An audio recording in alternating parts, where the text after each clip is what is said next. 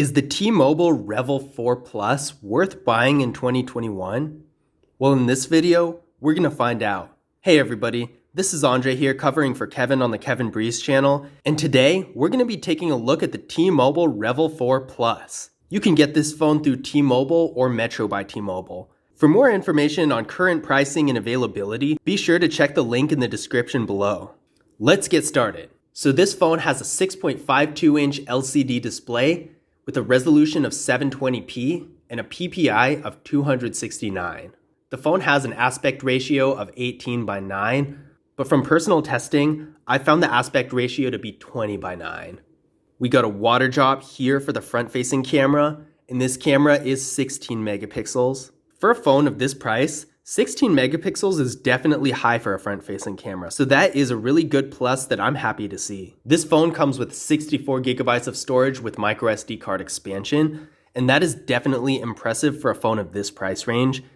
Usually, the phones of this price range are around 32 gigabytes, sometimes even less, but with 64, it's definitely an adequate amount of space to work with. To put this into perspective, an iPhone, which is a lot more expensive than this phone, starts at 64 gigabytes itself. So factoring in the ability to expand the storage even more with a microSD card, which an iPhone doesn't even have, this phone can actually have more storage than some of those high-end phones out there. To give you an idea of what this storage looks like in action, I have everything that I use on a daily basis downloaded onto the phone, which is actually quite a bit, and it takes up only 27% of the phone's storage.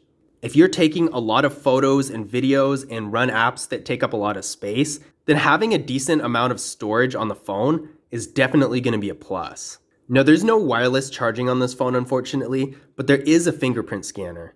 Let's go ahead and try that out now. There we go. One more time. As you can see, the fingerprint scanner is very fast and responsive, and it's conveniently placed as well. So taking a look at the camera setup, we do have a dual camera setup here with a 16 megapixel rear camera and a 5 megapixel depth sensing camera. This is really good because a nice depth sensing camera means a very high quality portrait mode. Let's go ahead and check the camera out right now. This camera definitely does have a lot of different options on it. One thing that I really do wish it had is an ultra wide camera. A lot of phones these days, even the lower end ones, are getting ultra-wide cameras, and it's really becoming somewhat of an expectation now. Considering that a super entry-level phone has one, I would expect that this phone would too, so it's a little disappointing that it doesn't. But the photo quality of the regular camera does look really nice, and as you can see, portrait mode does work really well. So this is the front-facing camera. As you can see, it has a really high quality, as you would expect from a 16 megapixel camera. And let's go into portrait mode. The portrait mode looks really nice. The background is tastefully blurred without being too much. One thing I wish this portrait mode did have was the ability to control how much you want the blur to be. I know some of the lower end phones have the ability to change the blur on the portrait mode, and I always thought that was a really cool feature. Just doing a quick test of the video mode of the phone. We are shooting in 4K right now. Also keep in mind the audio quality. So as you can see, the video mode of this phone is very decent. It is able to shoot in 4K, which is really nice to see in a phone of this price range. A lot of the phones in this price range are only able to shoot in 1080p, and even the ones that do shoot in 4K still don't really look very good.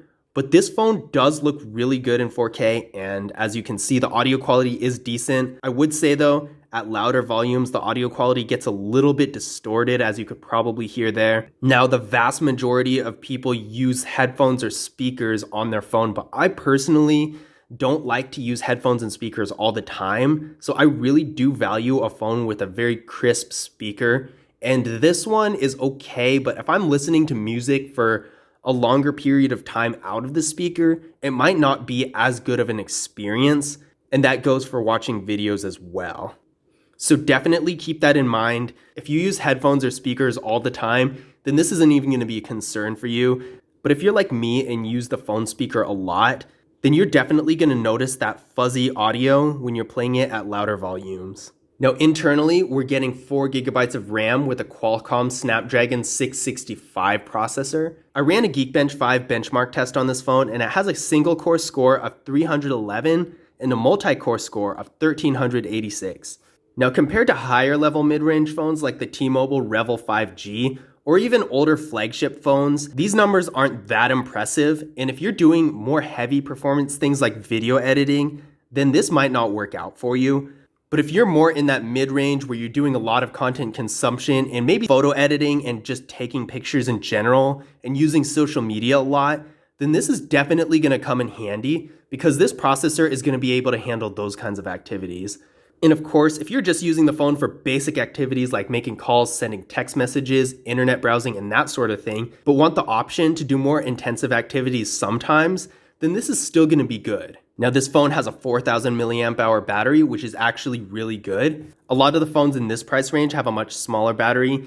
Even some of the old flagship phones have only 3,000 or 3,500 milliamp hour batteries. So this is definitely a nice thing to see. The phone does run on Android 10 as well, which is definitely a plus when you're comparing this phone to the older flagship phones. You're gonna get that newer version of Android. And of course, that's gonna come with the newer features and the newer look. Now that we've gone over some of the specs of the phone, let's take a look at the hardware. So up top here, we got the 3.5mm headphone jack. And then right here is the noise canceling microphone. And then of course our front facing camera and the earpiece. Now I don't know if I mentioned it yet in this video, but I do say it all the time, so I'll say it again. I'm definitely not a fan of the water drop front facing cameras. I think the hole punch looks a lot better. More manufacturers are moving towards the hole punch for the front facing cameras, and I think it looks a lot more professional, a lot more clean, and it gives it a more sleek, modern, timeless look. The water drop front facing cameras really remind me of those older smartphones like the Samsung Galaxy S7 that are really dated. When you look at it, it definitely gives you that older look. Although this phone doesn't have a bad design, it still makes it look a little cheaper. One reason I especially want to point this out is that the T-Mobile Revvl 5G actually does have a hole punch for the front-facing camera instead, and I personally don't know why they couldn't have just kept the same design for this phone. Now looking at the bottom here, we have our microphone, a USB charging port, and of course the speaker. On the left side of the phone, we have a slot for the SIM card and the micro SD card. And on the right side of the phone, we have a volume up button, the volume down button, and of course our power button. Just like with the T-Mobile Revvl 5G, I really like this button. It really gives a nice taste to the phone, really shows that this is a T-Mobile phone, and it's a nice design that a lot of other phones don't have. On the back here, we have our camera setup, our flash, and of course the fingerprint scanner, and there's a T-Mobile logo right in the middle. All around, the build of the phone is really good, and it does feel sleek. Despite the design of the front-facing camera that I don't particularly care for, it does have, again, a more timeless design. Similar to the Revvl 5G, I really don't think this phone is going to end up looking that old in a few years like some of the old Galaxies do. Another thing I really do appreciate about this phone is the fact that it doesn't have any sort of assistant button. A lot of smartphones these days have something like a Google Assistant button. If it's a Samsung, then it's going to have a Bixby button. I really don't think phones need that. And T-Mobile really went with that minimalistic approach, and it doesn't have any unnecessary features that just get in the way. I am definitely a fan of that. And now we're gonna take a look at what's inside the box. So in here, we have a quick start guide, and of course, a SIM card removal tool. We have a USB-C cable and a wall adapter. Now, in conclusion, is this phone worth buying in 2021? Well, I personally say, for what it's meant for, this phone is definitely worth buying. In this price range, this phone has a lot of great features that are a little hard to find on other phones. If you're looking for a phone that can not only do basic activities, but also more intensive activities like photo editing, shooting video, heavy content consumption, and maybe some light gaming, then this phone is definitely going to provide great value, especially with the extra features like the high quality camera. But if you're looking for a more high performance device that can do video editing and heavy gaming and that sort of thing, then you might want to look at a higher end device like the T-Mobile Revvl 5G.